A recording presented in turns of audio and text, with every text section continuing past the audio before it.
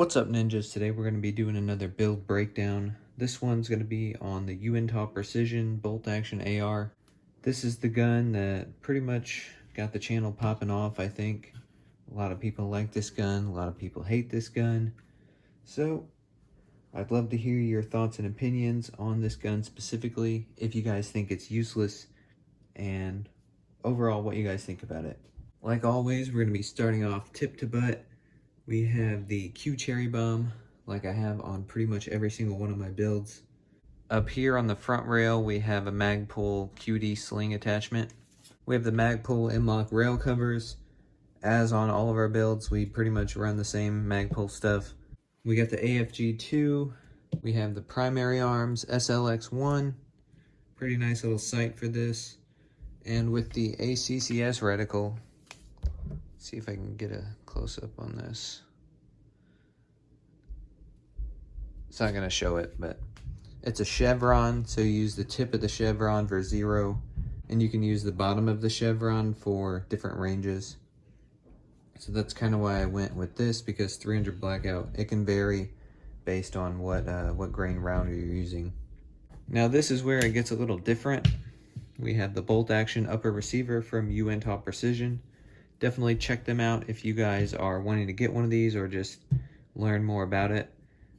So many people ask me where I get this thing, so I've made several videos about it.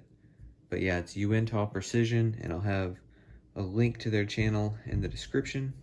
So for the upper, you can tell it's obviously not a regular style upper. We do have a bolt action bolt. So this is a 3-lug bolt.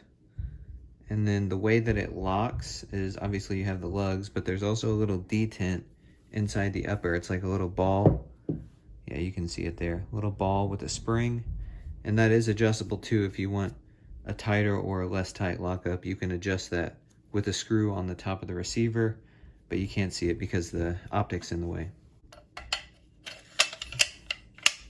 It locks up nice. So that's pretty much it for the upper. The lower is pretty much standard, other than whenever I bought the upper, they included the free trigger, which they claim some triggers don't work with the bolt, so you kind of have to be careful. Standard pins, standard mag release and everything. I'm not running a bolt catch just because you don't really need it. We have the Magpul K2 Plus, one of my favorite grips. On the back, we have the Law Tactical Folder. This is the Stealth Gray Optics Planet Special Edition version, whatever. So originally when I first built this, braces were banned. So I was just gonna run it without it, but I kind of wanted to keep dust out of the back hole of the buffer tube area. So actually, with the Law folder in place and a little CMMG cap at the very end of the Law folder, it was perfect. It came back far enough to where it would cycle. So that's kind of why I went with the Law folder, other than the fact that with a brace you can fold it and have a nice compact little package. You don't need a buffer tube. You can still run one if you want to, but it doesn't make a difference.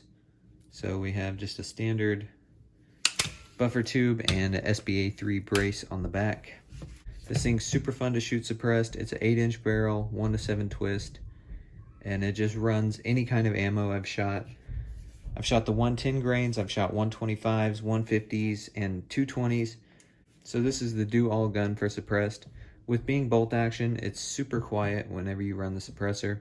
Super accurate too. Uintah Precision actually guarantees a sub MOA out of their guns. I don't think it really applies to this because it's a short barrel. But they also make full-size barrels, bunch of different calibers and barrel lengths. You guys should really check them out if you're interested. They also do 308 style, 6.5 Creedmoor, stuff like that. This was the first gun I ever painted, so if you guys can see, I kind of messed up the masking on the inside here, but it's not really too big of a deal. I'm not concerned with it anyway. So if you guys have any questions about this build specifically, let me know down in the comments. I'll have a link to Uintah's YouTube channel in the description. And I think that's going to be it for this one, guys. So if I miss anything, let me know in the comments, and I'll answer any unanswered questions.